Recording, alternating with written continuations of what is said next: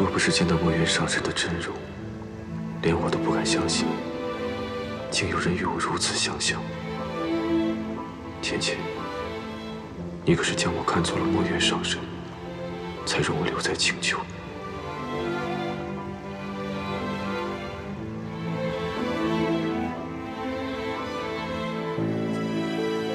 这玄女与我们昆仑虚还真是孽缘重重。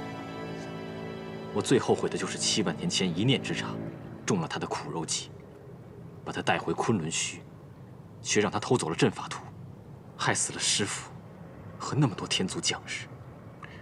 本君有一事不明，当年司音上仙是如何在你们众师兄弟的眼底下，将墨渊上神的仙体带走的？既然太子殿下追问到如此地步，我也就不隐瞒了。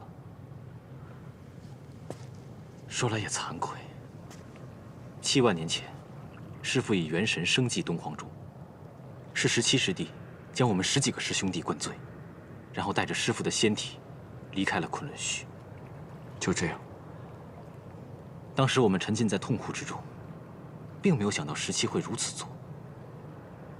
但我知道，17是不想师父的仙体被带到无望海下葬，因为他不相信师父已经仙逝了。你认为这7万年来，司音上仙与你们众师兄弟必不见面是为何？我也不是很清楚。以我对17的了解，他这7万年来不出现，或许他是有办法让师父回来。殿下若是没有什么再问的，我便回西海了。前几日母亲来信哭诉，说兄长的病又更重了，也是时候该回去看看了。是怎么了？大哥病得特别突然，现在特别虚弱，幸亏前几日机缘巧合，有幸请到折颜上神去，希望能查出病因。有折颜上神在，你大可放心。承殿下吉言。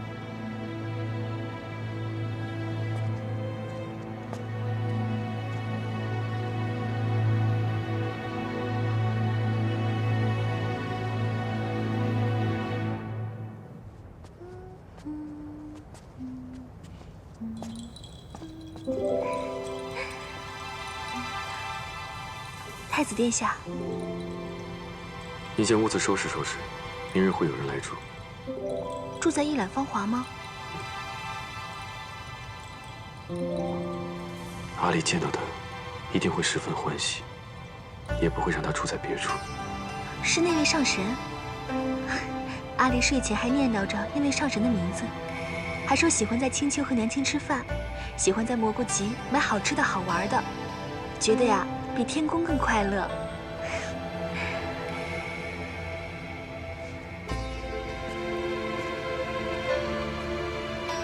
君上这300年来，不让任何人踏入这院子半步。那位上神，就因为是下一任天后，才如此特殊。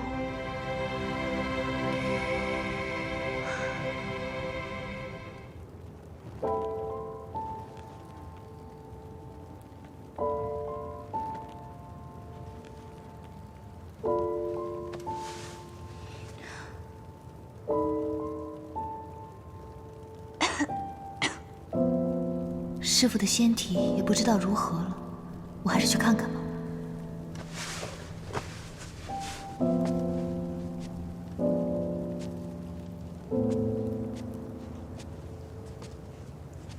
姑姑怎么起来了？我想去看看师父。这又是夜华案前的那个小仙送来的。是啊，怕是天君要让太子殿下来继承君位了。这文书越堆越多，这2日偏偏太子殿下照料姑姑，看都不看，我就帮着理理。夜华他人呢？回天宫了，怕是也该回来了。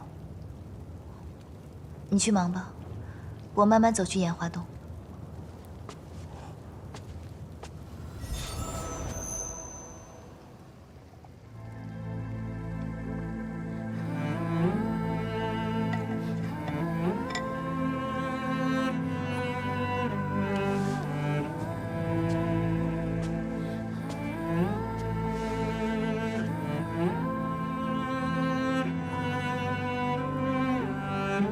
果然有咪咕在，会照顾好师傅的。师傅，300年前，哲言就跟17说：“您快醒过来。”这300年都过去了，却还一点动静都没有。我不知道他是不是在骗我。17每天都在想，等师傅你回来的时候，跟师兄弟们一起重聚昆仑虚，那该有多开心呢？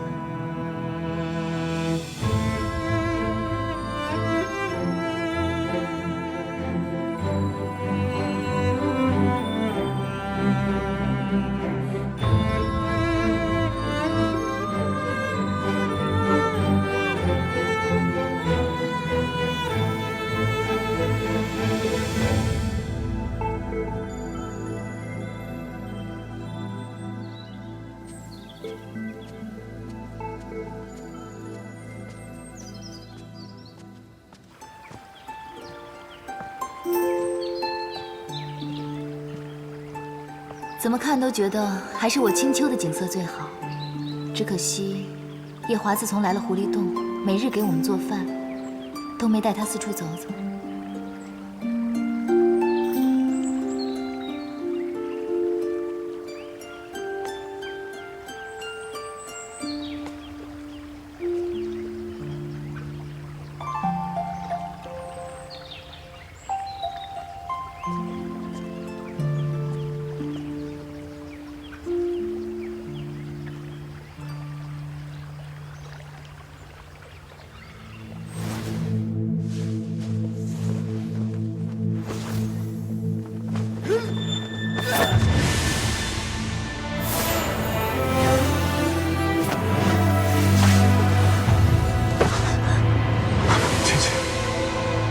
夜华，你……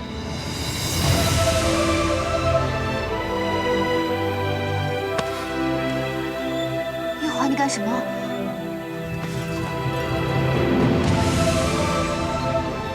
我以为你要投火。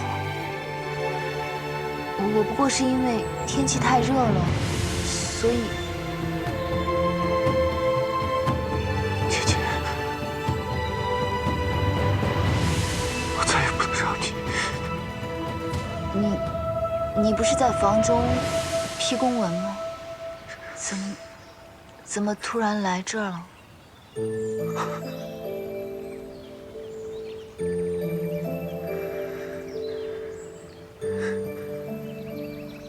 咪咕去拿饭给你，发现你不在，告诉了我，我便出来寻你。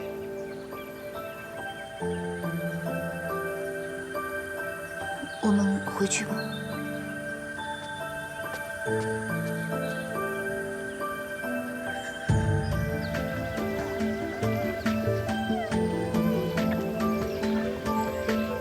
从大紫明宫回来，他就从没问过我师父的事，倒是奇怪了。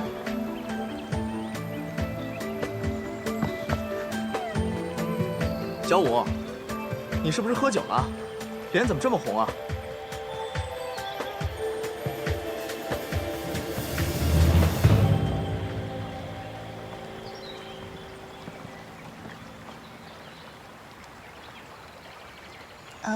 我们青丘景色宜人，所以我就带太子殿下四处逛逛。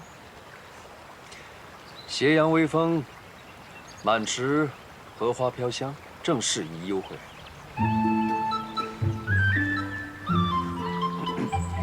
今天下午毕方来了信，说你被人打得半死不活。我跟你四哥觉得这是个千载难逢的机会，特地来看看你到底是怎么样被人打得半死不活。上回伤得半死不活，确实有些失礼。没等您老人家来看一看就擅自好，真是对不住您。这次呢，伤得虽重，却不至于半死不活，实在是让您失望了。哪来那么大的火气啊？哎，算了，既然都惹你生气了，不拿个宝贝，怕也平息不了你的怒气。来，这扇子送给你。画面还是西海水军亲自画，便宜你了。老凤凰还知道投其所好，送礼物赔罪，果然聪明。不过，你们两个去西海干什么？我们前些日子碰到西海二皇子，他说有事要求折颜，所以我们就去了西海。大师兄有事情。哦，原来你跟夜华都已经把事情说清楚了。你和昆仑虚那些陈年往事，让我们这些老东西替你瞒了那么多年。现在这样就不用再打妄语了。之前，玄女偷走了师父的仙体，是夜华帮我救回来的。先不说这个了，我跟你四哥去了趟西海，很累了，不如我们先回狐狸洞吧。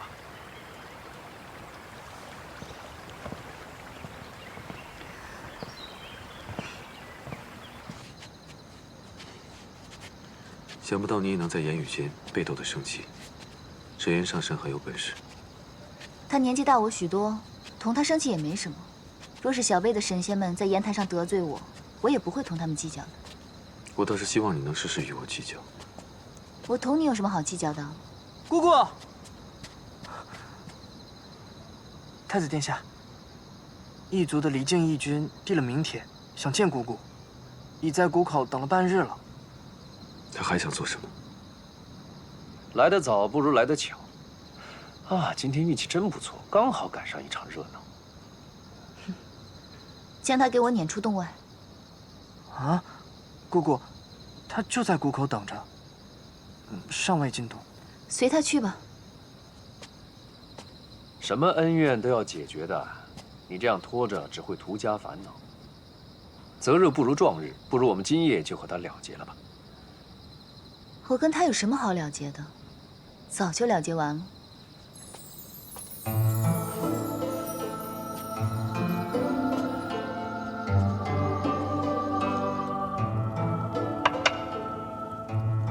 你四哥回来把我书房给占了，我今晚是看不了公文了，只好拉着你陪我下棋。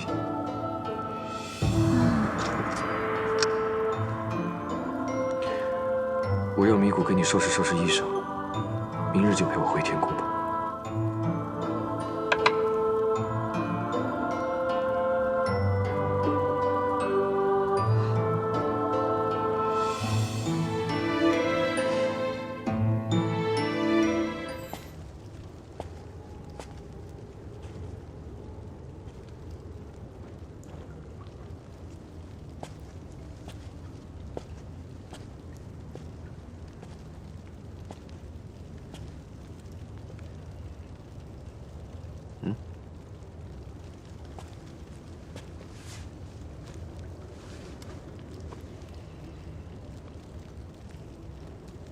我寻思着你应该有问题想要问我，就没敢睡呀。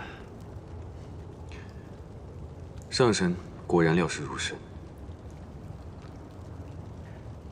问吧。既然你已经知道墨渊的事情，其他的我也不想再瞒你了。还是那两个问题。哦，两个问题。人老了记性不好，你再问一遍。300年前，浅浅和擎苍大战之后，受伤昏迷不醒了数年。可是真的？自然是假的。他和擎苍大战了之后，失踪了数年。怎么？当初是我骗了你，那你还问不问啊？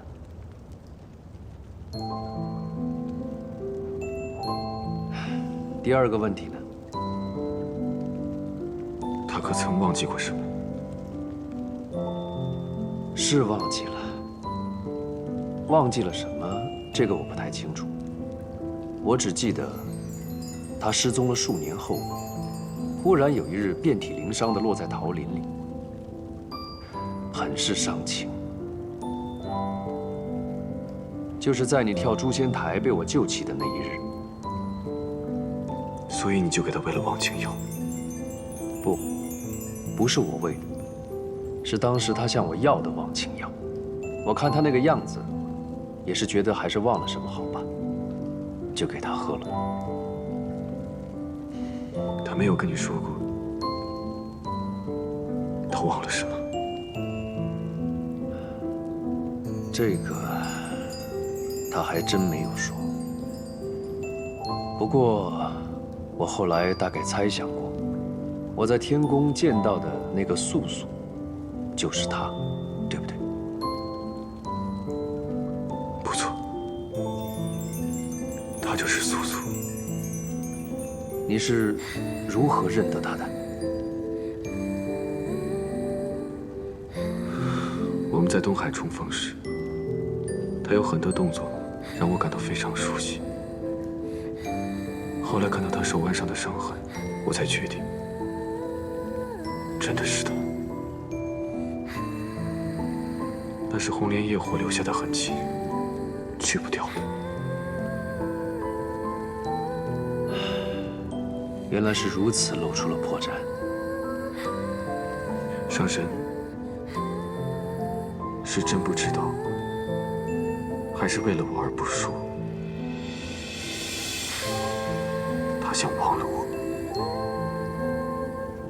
是因为墨渊。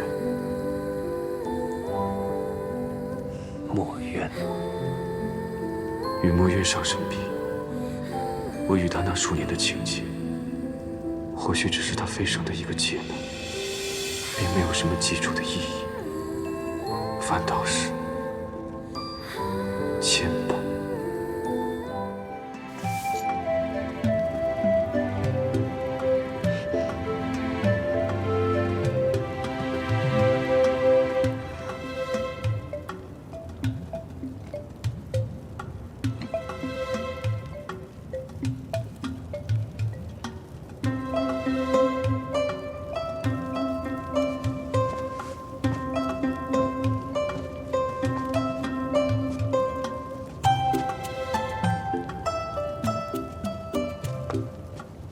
哎，姑姑，太子殿下说你即日就要动身去九重天了。对呀，去九重天。你说我这从小到大四海八荒都玩遍了，也没去过九重天。这次正好借着夜华的面子去看看，也算是因祸得福了。殿下早就在洞外等着姑姑了。我去就回，你看好狐狸洞啊。去就回。依殿下的性子啊，明古是怕姑姑这一去就乐不思蜀，忘了青丘还有个狐狸洞了。长本事了，敢调侃姑姑了。不敢。你现在去我屋里把我的折扇拿来吧，就是折颜昨天新送我的那把。我要带着这扇子上天上去，沾沾他们的仙气儿。好。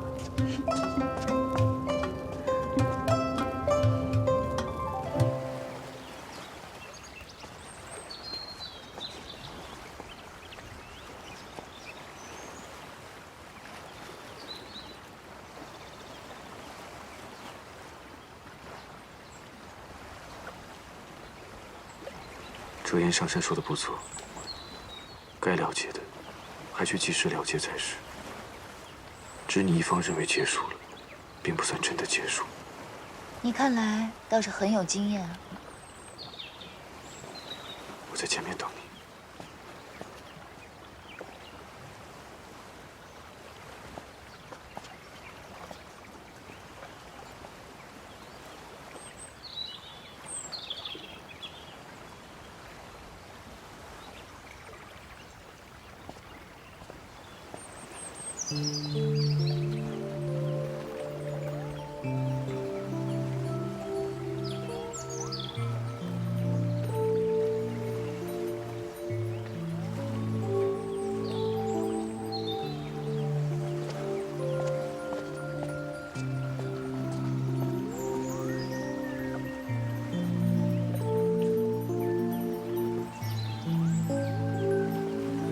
阿影，我以为你永远都不想见我了。身上的伤势没大碍了吧？劳烦义军挂心了。老身身子骨一向强健的很，这点小伤并不碍事。那就好。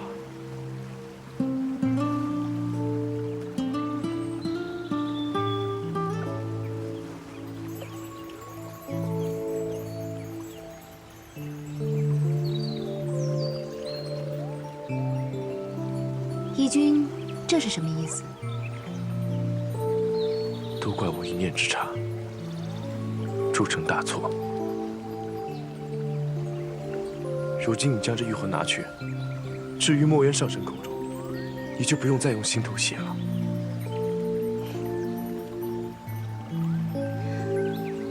多谢义军一番好意。只是如今师父的仙体已经不需要我用心头血来将养着了。这等宝物，义军还是拿回去好生供养着吧。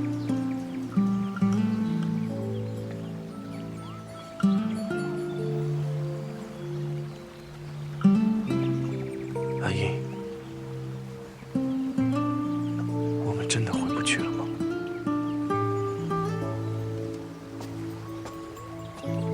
义军现在一心将心思扑在老身身上，不过是因为义军觉得老身在被抛弃后，没找个好地方一头撞死，反而像现在这样活得好好的。一定让义军感觉老身从未将心放在义军身上，所以才这样一番纠缠吧。阿英，你以为我对你只有不甘心吗？你我二人像今日这样平和地说话，怕是今后不会再有。所以有些话还是今日说清楚吧。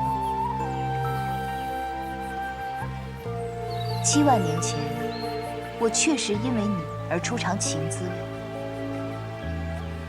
因是初次，比不得那些花丛老手，态度自然冷淡被动了些，但对你的情谊却是满满当当的。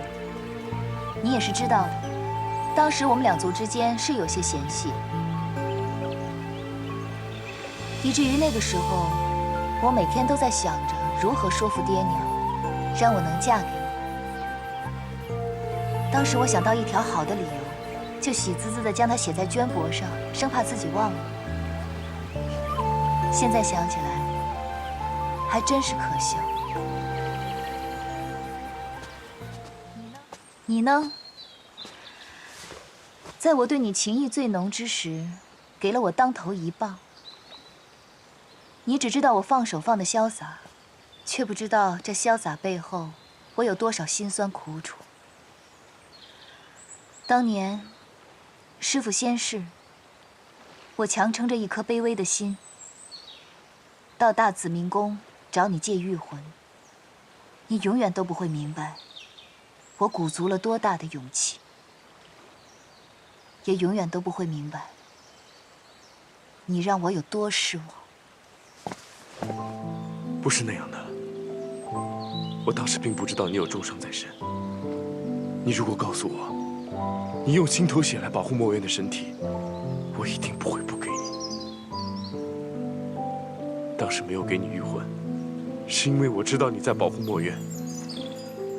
是，我嫉妒他，我嫉妒墨渊。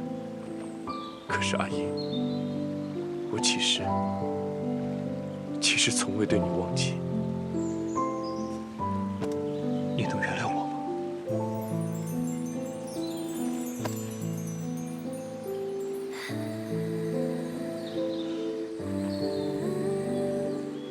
义军，你今日说对我从未忘记，只是因为义军你这个人终其一生都在追寻自己得不到或已失去的东西，一旦得到了，你便不会再珍惜。你这么说，只是为了想少些负担吗？其实你从来都没有爱过我，对不对？我和玄女一世，你放手放得如此潇洒，你早就对我厌恶至极了，对不对？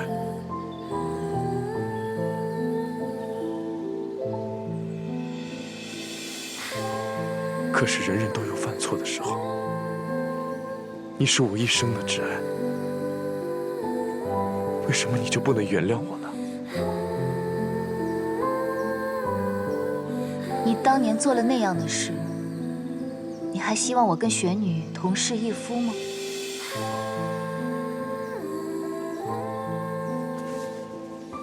从大紫明宫走后，我确实怨你恨你。但当我在炎华洞失血过多，命悬一线之时，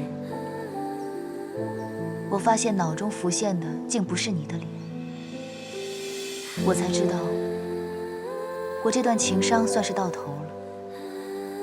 我终于能够解脱了。阿英，别说了。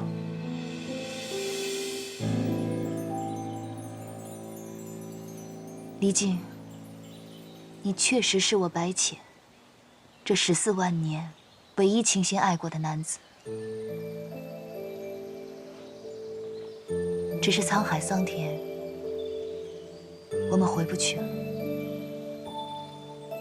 是我明白了太迟，而你也终究不会在原地等我了。从今以后，我们便是路人了。告辞。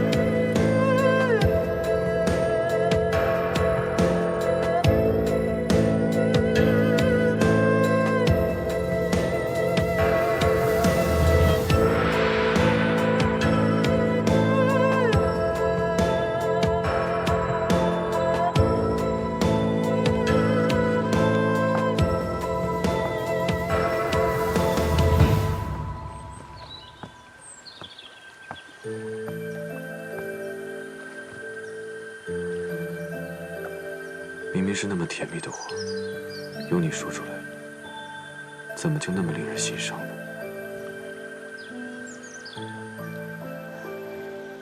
你看这天，怕是快要下雨了。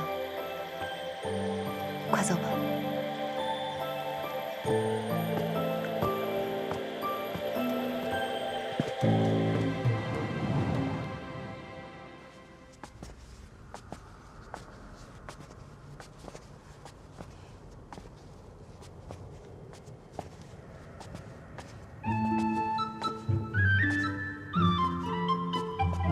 就算是我们青丘的入口，至少也会有个迷谷坐镇。你这36天大罗天界的，连个看门的人都没有，也太不气派了。今日太上老君开坛讲道，估计他们都去赴法会了。原来是有法会啊！浅浅，听说你在凡间帮元真斗劫时，你常同元真论道。如今想必是道根深知了。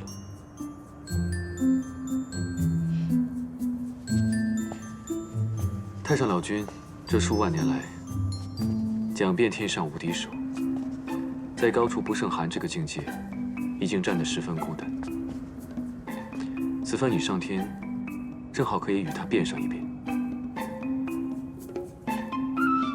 好说，好说。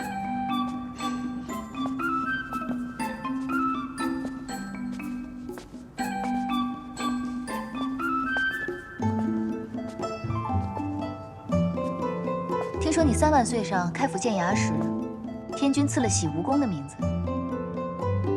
不错。只是你这里如此昏暗，倒像那东海百日宴的水晶宫那般。因为你见不得强光。因为我。浅浅。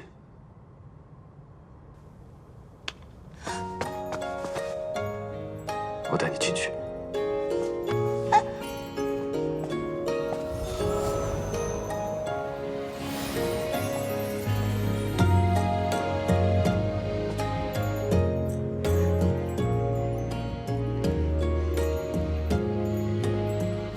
想不到来你这9重天，竟然要跳进来，不能走正门。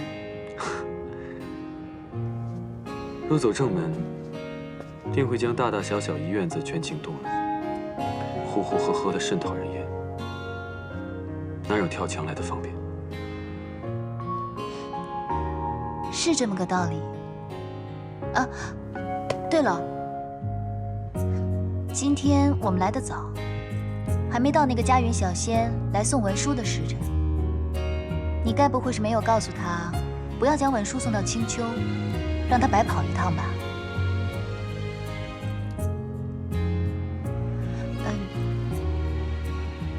你刚刚说的有道理，还好没从正门进来，惊动那些小仙，不然会很麻烦。话说回来，昨天我们回来的晚，积了多日的文书，你阅得怎么样了？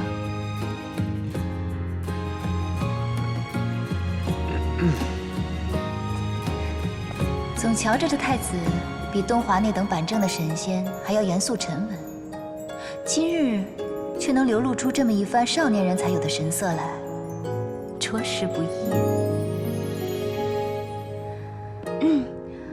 我有件事与你商量。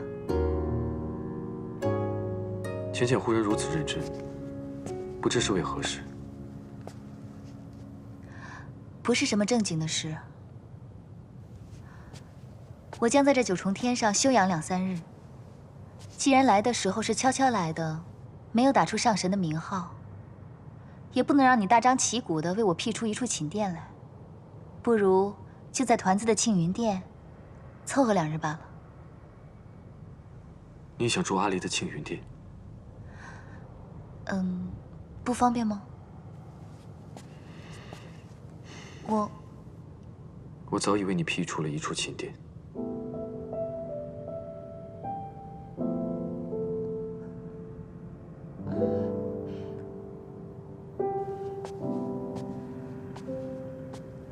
啊，对了，我师父的事，外人不会知晓的。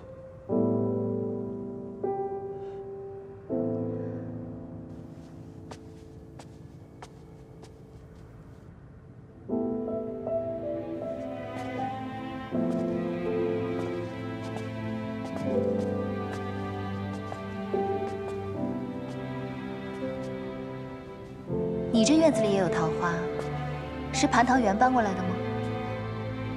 这是300年前我种的，到了今年才开这第一束花。300年才开第一树，你也真是有耐心。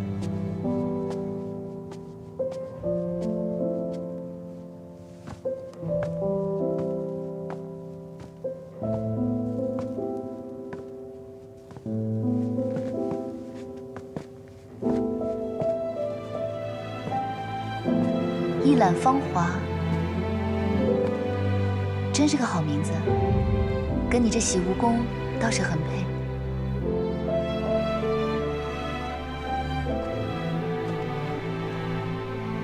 为何自从迈入这院子，就感觉不太对，不太舒服？上神，喝茶。嗯。娘娘，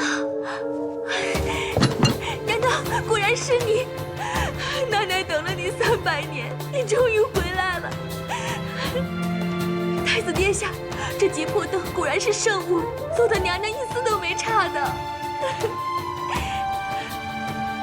这位仙子，你应该是认错人了。老身是青丘的白浅，并不是你口中的娘娘。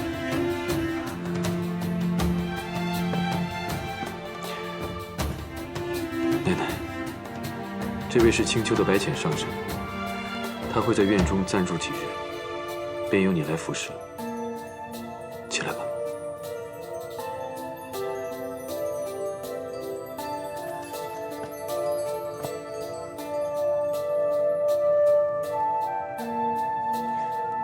上神待会儿会去灵宝天尊的天泉洗浴，你先去做好准备。是。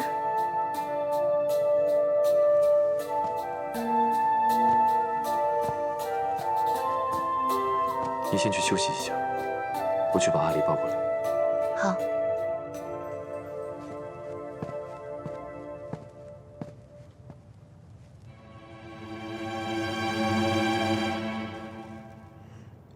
什么？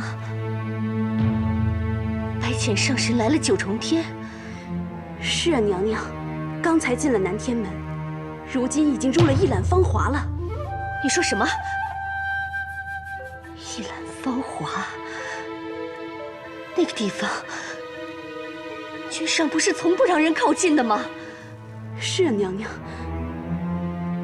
奴婢也觉得很奇怪。按理说，这君上300年来一直都护着那个凡人住的地方，如今怎么突然就准许别的女人来住？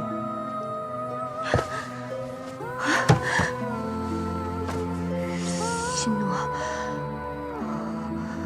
我觉得这个白浅比我想象中的要难应对。娘娘为何这么说？君上为他屡屡打破禁忌，就像失了心魄一样。我之前还安慰自己，说没关系，起码君上心底最爱的是一个死人。可是现在，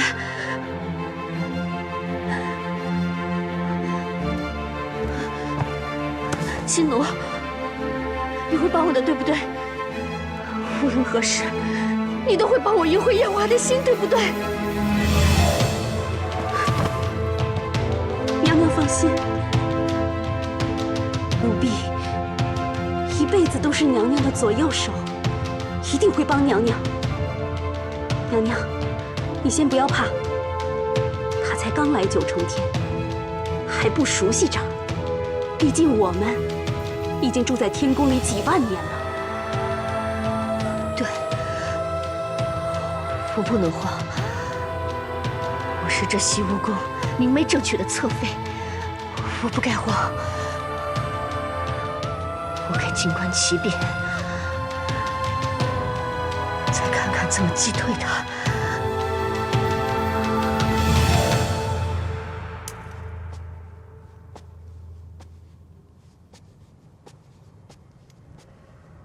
你们太子殿下一直这么喜欢桃花吗？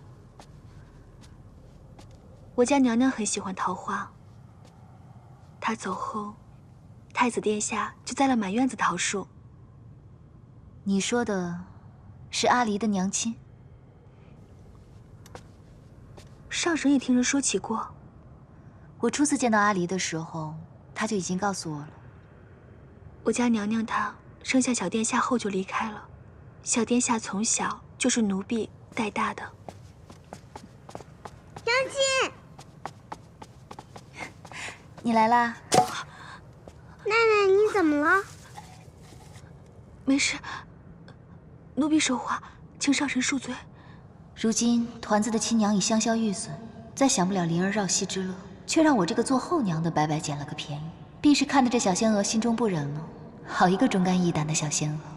娘亲抱抱。娘亲呢，身子不大好，让你夫君抱吧。阿离知道了，娘亲又有了小宝宝，对不对？书上就这么写的，说有一位夫人怀了小宝宝，他们一家人就都不许她再抱别人家的小孩来道。她动了，对，胎气。你这个算苗高的小娃娃，怎么连胎气都知道啊？阿离，是谁给你看这书的？是程昱借给我的。又是程昱。这程昱真是个妙人。就算是上神有了身孕，小殿下，你脸红个什么劲儿啊？本天孙高兴了，娘亲有了小宝宝，本天孙就再不是天上最小的一个啦。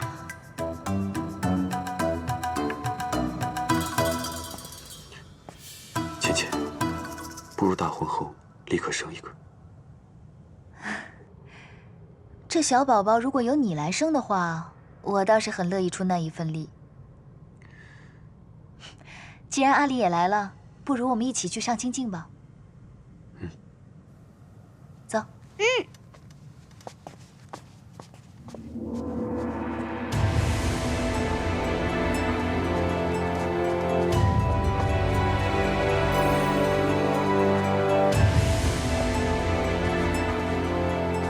参见太子殿下。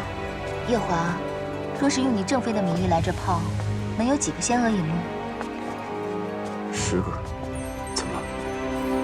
我觉得我的接品不升反降，这可不是笔好买卖。若是我们继任了天君天后，便有24个仙娥为你引路，再添上4个心灵手巧的，给你搓背。这听起来还不错。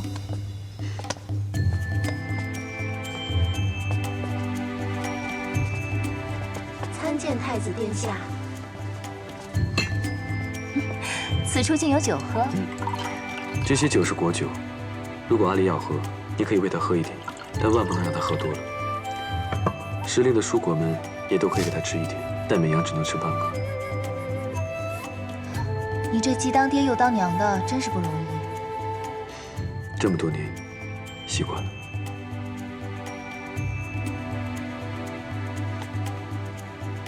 你这幅扇子上面的桃花画得挺好，但缺了应景的诗词。不如你先泡着，我去给你提好词，你来书房找我。好。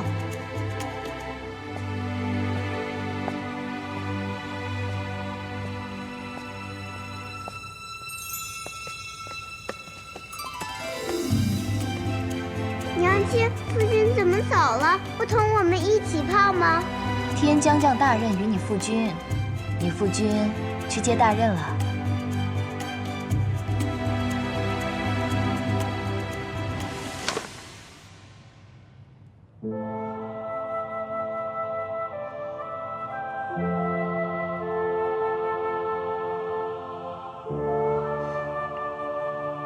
为凡人时你就喜欢桃花，没想到身为上神的你，依旧不甘喜好。贤妾，我自欺欺人也罢，你擅长掩饰也罢，虽然我和你之间的情分比你当年和墨渊浅了许多，但你是我夜华此生唯一爱过的女人。我愿等你，等你忘记墨渊，真心爱上我。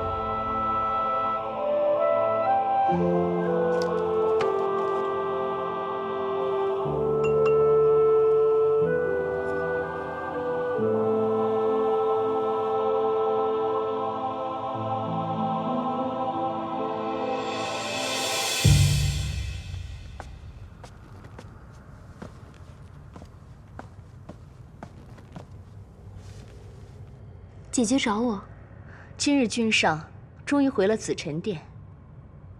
你若不把握机会，就不能怪我不帮你了。姐姐的意思，妙卿不大明白。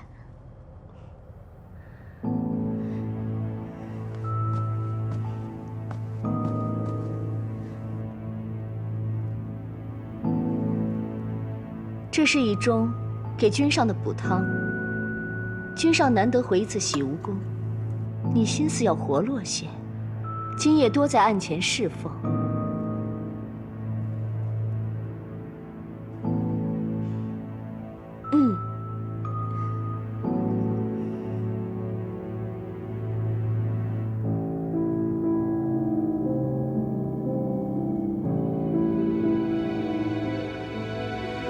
如若君上动怒，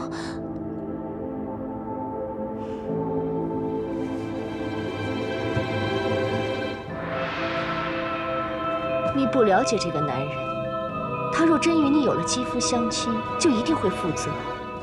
还有，你不用怕他动怒。一来，你是阿离的救命恩人，他不会要你的性命；二来，你还有我，我会保住你。毕竟在洗蜈宫，你只能依靠我，而我除了你，也没什么姐妹了。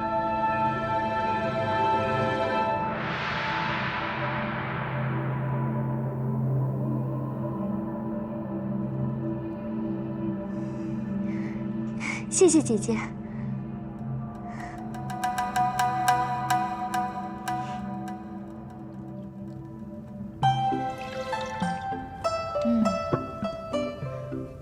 上神请用。刚刚是梅子酒，这杯呢？回上神，这是枇杷果酒。枇杷果，我在青丘的时候最喜欢同阿离吃枇杷了。是啊，我娘亲最爱喂阿离吃枇杷了。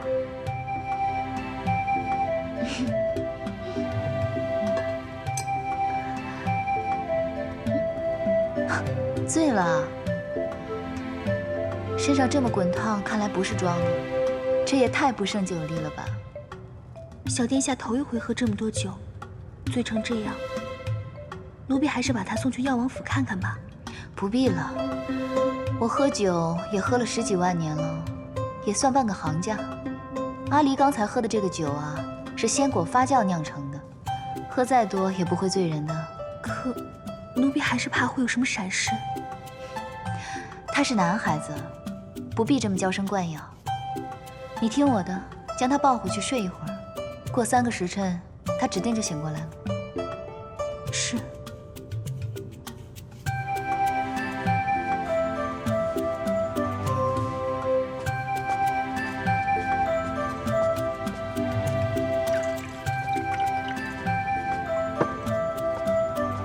上神请用。这小婢女竟对救主如此忠心，她的救主已经走了有200、300年了吧？回上神，奴婢并不清楚洗蜈宫的事。太子宫中的事情，你们都不知道吗？奴婢只听说，当年洗蜈宫发生了桩事儿，当时的仙娥和侍卫们都被天君贬居下界仙山了。看来天君为了掩盖这件事，还真是想得十分周全，连仙娥都换了。难怪我在青丘只听说夜华极宠爱素锦，宫中再没有任何妃子，才理所当然地以为他唯一的儿子是素锦生的。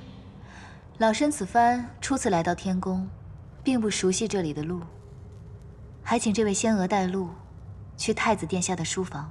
上神请随奴婢来。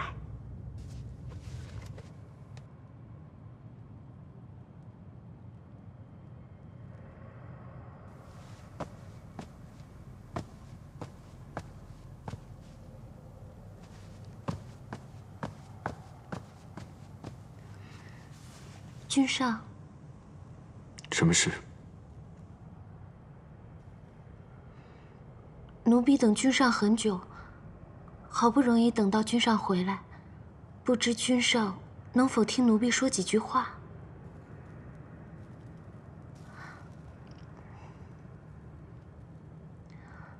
当初妙清因为救了小天孙，因此侍奉了君上几日饮食起居。这算是妙清的福分了。可是妙清因此却要求君上，让奴婢来洗蜈宫做婢女，妄想能得到君上的垂青。这是妙清的错。妙清决定今日离开九重天，回到东海。今夜就将这一盅羹汤，当做妙清最后为君上做的了。不知君上能否把它喝下，算是了断君上与妙清的这一段缘分呢？本君与你并无缘分，但你与阿离有救命之恩，你我也算是主仆一场。这个汤，就算是了断吧。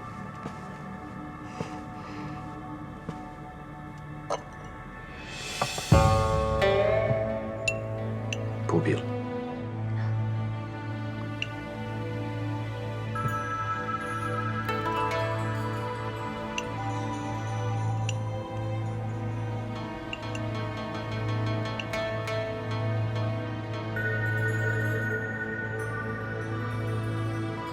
你是不是很想本君喝下去？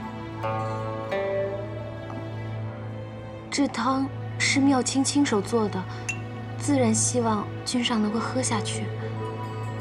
这也是妙清的一番心意。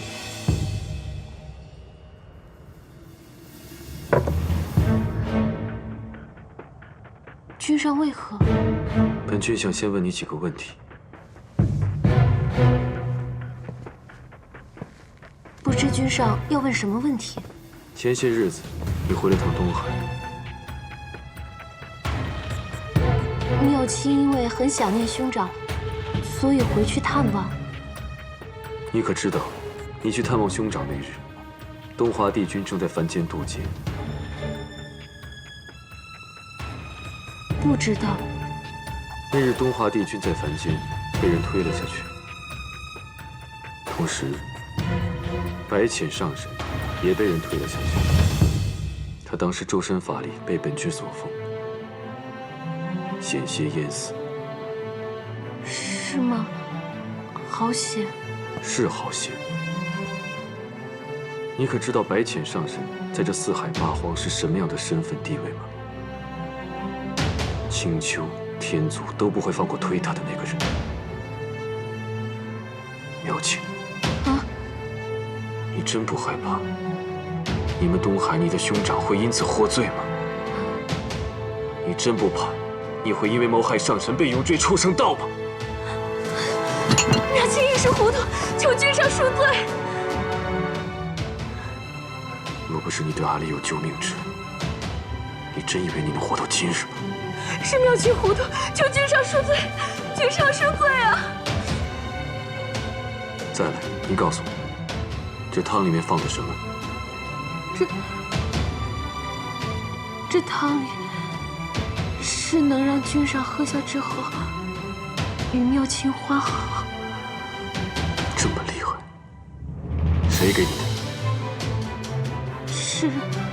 是奴婢从凡间买的。凡间？你真以为凡间这种药对本君管用吗？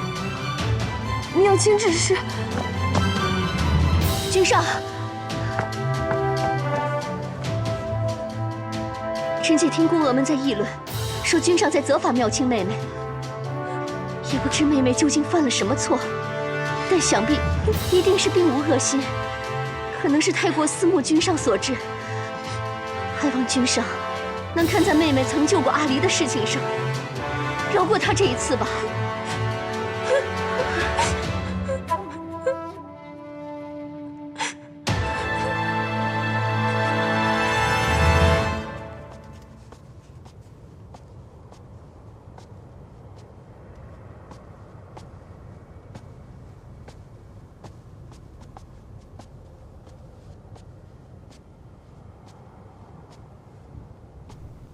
此处竟无人守着吗？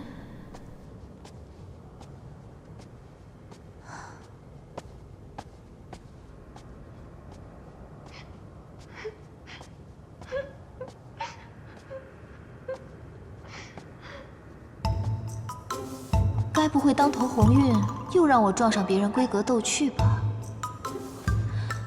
夜华虽冷漠沉稳些，到底血气方刚。这天上的一众仙娥又都生得不错，但夜里对着一案的枯燥公文，定然十分烦闷。晃一抬头，见着一位眉目似画的小仙娥在一旁红袖添香，自然是要云雨一番。我还是避一避吧。浅浅，你这一来一去的到底要做什么？那扇子我已经贴好词了，你进来拿吧。罢了，倒是要看看你能瞧上的仙娥是如何仙姿。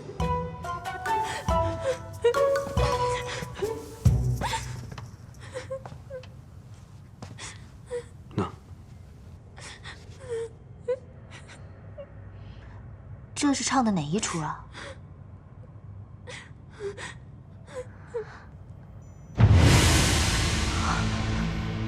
好美的一双眼，可惜这小仙娥虽生的也不错，却配不上这双眼。你这双眼睛，生的倒是不错。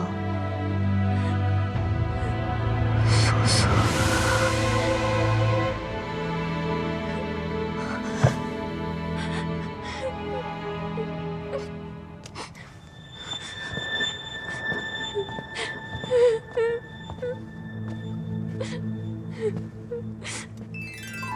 瑶清公主，本君这洗梧宫实在腾不出任何位置来容你了。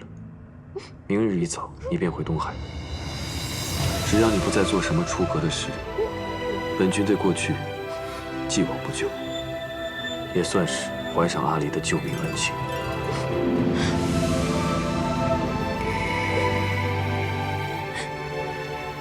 素锦，你倒是很重情义。如果你实在舍不得妙清公主，不如向天君请一道旨，请天君将你一同嫁去东海，你看如何？君上，是妙清一时迷了心窍，才会用下了秦瑶的羹汤来勾引君上。君上，不管你怎么罚我，我都不会反抗的。哪怕是每日领7749道天雷劈身，妙清都不会怕。只求君上不要让妙清离开这洗巫宫。妙清这一生的夙愿，就是能留在君上身边，一辈子伺候君上啊！娘娘，娘娘，上回妙清认错了你，你帮了妙清一次，这一次，请你再帮帮妙清吧，娘娘。妙清公主既然跪了我，如若我跪回去，也是拉不下这个脸的，少不得要说两句。你说。其实这个事情，真的不是妙清公主一个人的错。你当初明明知道她对你有情，还要把她带到天上来。我知道，你是为了报阿离的恩，让她躲过她的婚事，等她想清楚了再回东海。但她不一定是这样想的，她一定觉得你对她也动了心。你既给了她这个念想，又扮作正人君子，迟迟不肯动手，少不得便要逼着她亲自动手了。但是当初，他说进来洗巫宫当个婢女便心满意足。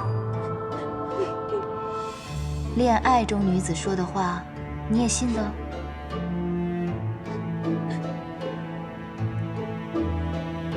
听老身一句话，还是尽快回东海吧。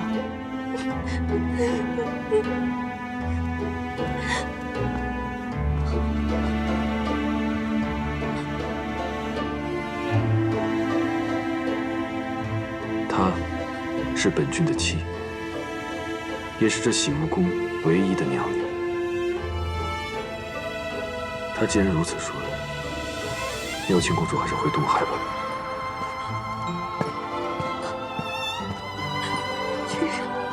君上，君上！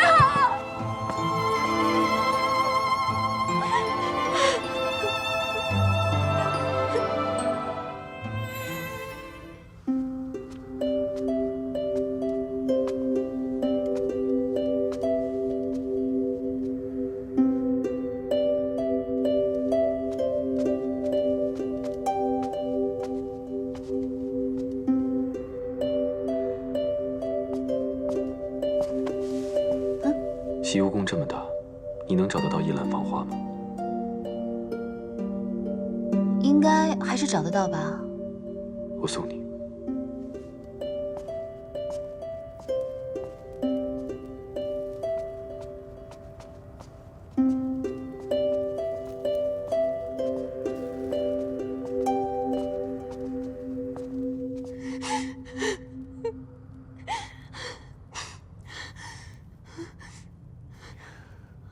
娘娘，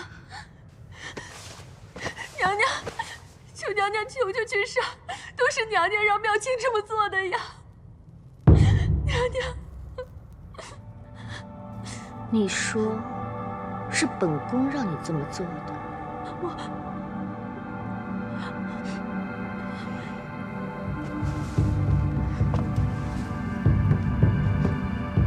妙清，本宫怜惜你对君上一片痴心，你竟要借此陷我于不义。娘娘，妙清不是这个意思。本宫真是错看了你。娘娘，刚刚妙清口不择言，求娘娘恕罪。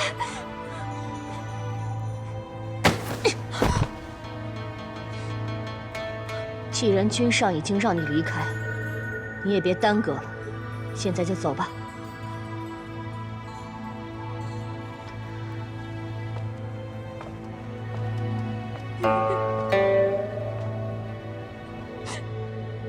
娘娘。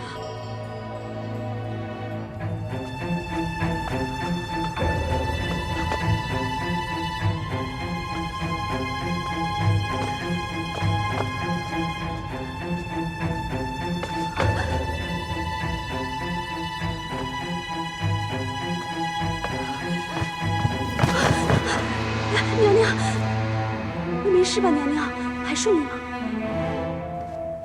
星诺，我终于知道为何月华会对他如此紧追不舍。娘娘，你在说什么？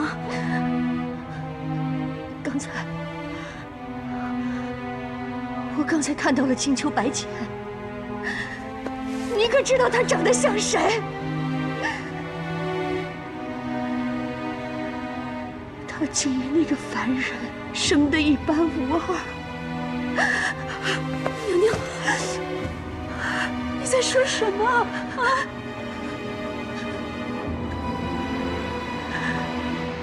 素素，就是素素，她竟和那个素素生得像极了。娘娘。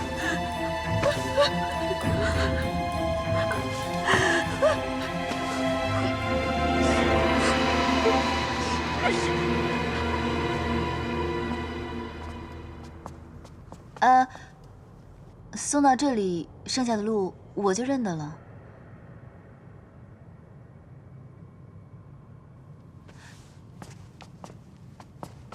哎，接下来的路我真的认得了。我送你到这里面，不是真的为你带路，我是想问你，你为什么让那个公主回东海？不是你也希望她回东海吗？只是因为如此吗？你这样问我，我倒不知该怎么答你了。果然如此。果然什么？我没有忘了之前对你的承诺，我会记得帮你纳几房侧妃的。只是，既然你不喜欢这公主，那便让她回东海就是了。说起来，这公主心机确实沉了些，今日能对你下情药，改日不知道会做出什么惊天动地的事情来。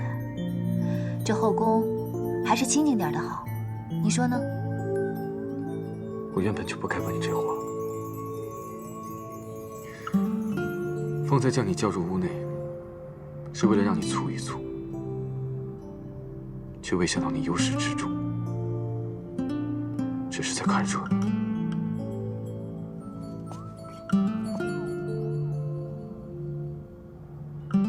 我在你的心中竟没有丝毫的分量。白浅，你的心中是不是只装得下那一个人？你要等他等到何时？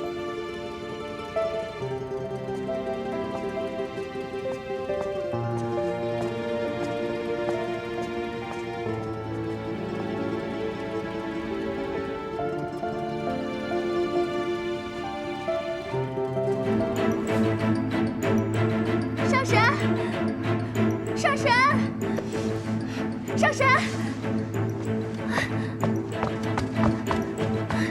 上神，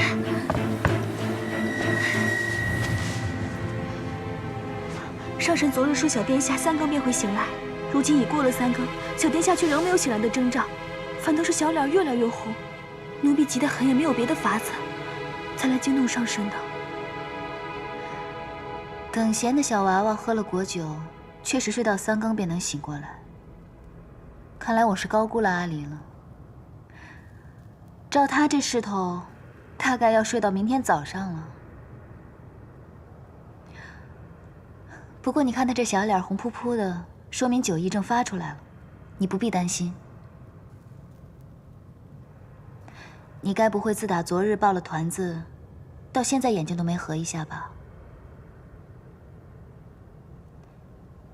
放心吧，我等下渡他些仙气，保证明天起来又是一个活蹦乱跳的团子。不过这小娃娃喝了酒，第2日最好喝些煮得糊糊的粥。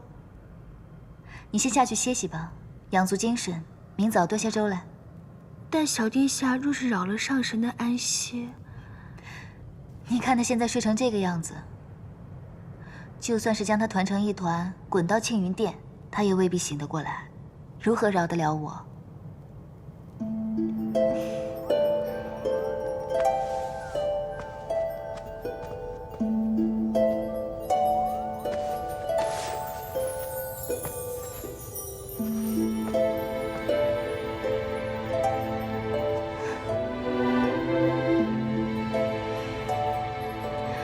照顾小孩子真不是件容易事，这夜华也真是颇有耐心呢。来，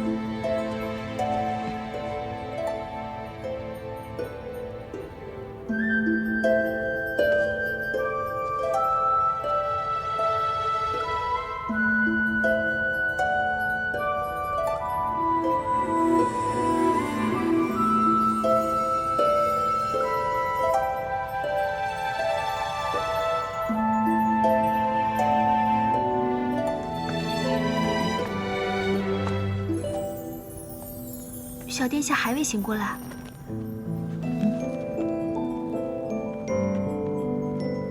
真是辛苦你熬了这碗粥了。这粥放凉了也不好，上神还未用早膳吧？若是不嫌弃，且请尝尝奴婢的手艺。不必了吧？这粥奴婢熬了2个时辰，若是倒了就可惜了。况且上神稍后还要去上清静的天泉，空着复去也不好。你说的也是，那我便尝尝吧。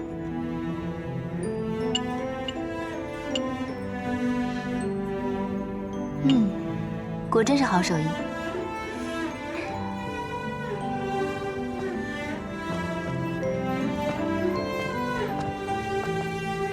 上人，这么大阵仗，灵宝天尊真是有心人啊。